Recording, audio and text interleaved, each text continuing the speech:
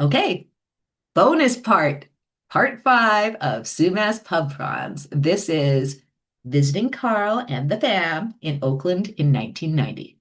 The last time I saw Carl and his family was when I went to Oakland for an 8-week registered yoga teacher intensive with my yoga mentor, who was a celebrity in the yoga community at the time I studied with him. He and his wife lived in Oakland and owned a beautiful yoga studio in Piedmont. I found out in late spring that I'd been accepted into that program, and it was actually excellent timing.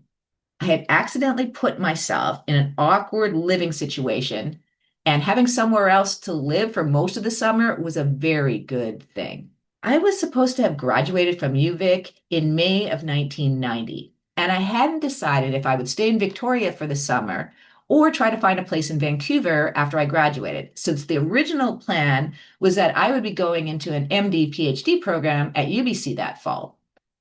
I'd gotten into trouble with the apartment manager at the building I was living in at the time because my boyfriend, Don, had been tracking in stucco dust every time he would come to visit me. She wanted to kick me out because of him, so he offered up a room in a big house that he was renting with the other dudes that he worked with. But then I found out that the person I was supposed to be studying with at UBC was a racist piece of garbage with a very specific agenda, which was made worse by the fact that I would have been entering a genetic engineering program. So when that came to light, I quickly pivoted and made the decision to instead pursue graduate studies in behavior analysis, which is a branch of psychology founded by and based on the teachings of B.F. Skinner. I'd already taken the GRE for the other program, but I needed a few more psychology credits to get a psych degree. So that meant one more year at UVic.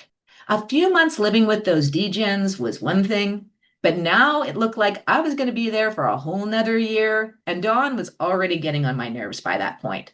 So 8 weeks in Oakland sounded like an awesome respite to me. I landed at the Oakland airport on June 16th, 1990, and headed over to Piedmont. The billet family I was staying with was lovely. They had a gorgeous home with beautiful gardens, a secluded backyard, and a pool. I was staying in the basement in-law suite, which was its own standalone living space with its own private entry. I got settled in before heading over to the studio for our welcome session and orientation. My yoga mentor and his wife led the orientation session and started with this beautiful, welcoming yoga practice. I left orientation feeling excited about how fun the summer was going to be, having the opportunity to shoot at least one video with my mentor, and all of what I'd be learning to deepen my own practice. I started doing yoga when I was 5 years old with my godmother, Corinna, who first discovered my gymnast potential a few years before that and was instrumental in getting me active in that sport. She was a yoga instructor herself. I even appeared in her earliest books on yoga for kids. I thought about her actually a lot during that intensive because she had just passed away 3 years earlier than that when I was 19. And she was one of the first people that I loved dearly who died. She would have been so proud of me and how far I'd come from that little girl that she met in a park all those years ago. But my yoga intensive was not my only draw to Oakland for me. I was really excited to see my family friends again. So later that night, I called them and made plans to have Sunday dinner with them the next day. I'd been to the Bay Area many, many times, but not as an adult, at least not at that point yet. I was used to taking the bus in Victoria, and I quickly realized that I could pretty much get around anywhere I wanted to in the Bay Area by taking the BART. So on Sunday, I took the BART over to my family friend's house and was both nervous and excited to see them. It had been over 12 years since I'd seen them last, and we'd all grown up and were now young adults. Arvin and Elvin had already moved out. Brenda was in her last year of college, like me, and Cicely was enrolled in cosmetology school. But it was like no time had passed, and we all shared that same little kid energy and fond remembrances of our past adventures. It was a lovely visit with Carl and his family, and it set a beautiful tone for the summer in Oakland, knowing that I had family there. Juneteenth fell on Tuesday that year, and the family invited me to a cookout celebration that following Tuesday at Lake Merritt. Being a lighter complected person, I wanted to show gratitude for being invited to such a community event, so I offered to teach a yoga practice in the park. Both Brenda and Cecily were excited to do yoga with me after learning that I'd been on fitness TV shows and in fitness videos, had taught classes on cruise ships, and that I did a lot of fitness modeling at the time. I did end up shooting two professional videos that summer with my yoga mentor, who had starred in tons of videos for Gaiam and other leading yoga organizations in the industry at that time. It was a gorgeous afternoon, perfect for an outdoor yoga practice. So while the rest of the family was setting up their food prep, me and Brenda and Cecily set up our mats, and they brought over a few more of their other friends to join us.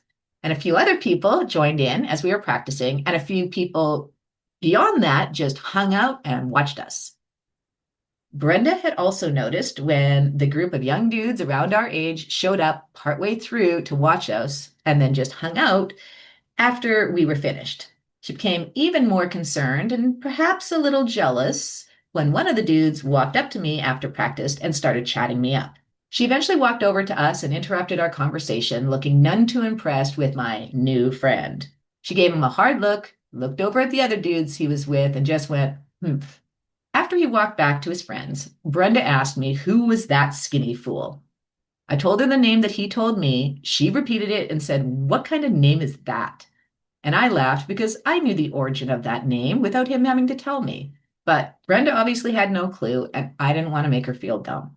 I often wonder now if Brenda ever thinks back to us meeting that skinny fool and how much she was hating on him without even knowing him, especially considering what happened to him after that summer passed. When we ran into that same group of dudes later that evening, she wasn't any nicer to him. And when he told us that he and his friends were rappers, Brenda got even more protective of me. Or again, was it jealousy? Brenda didn't attract male attention like I did, and it did become a small thorn in our relationship that summer. I later realized that she had the same issue with her younger sister Cicely, who was prettier and more outgoing than Brenda was as we became young adults. So I wasn't really surprised when Brenda said, "He's not calling you girl" to me, nor did I miss how disappointed and again, possibly jealous she was when not only he did end up calling me, but basically he became my boyfriend that summer. Brenda and Cicely would sometimes hang out with us, but Brenda didn't like him and he didn't like her. He did like Cicely, though, and we'd often go out with his friends together. Cicely ended up dating one of his friends that she met that summer, and they were still together by the time I headed back to Victoria in late August that year. Sadly, that was the last time I saw anyone from Carl's family. And I often think about Brenda and Cicely and whatever became of them. When I started working down in Silicon Valley in 2008, I looked them up, but they had already moved away by then. And I think Carl might have passed away by then as well. And that always made the Oakland chapter of my life seem unfinished, because as it turned out, it was unfinished and still is to this day.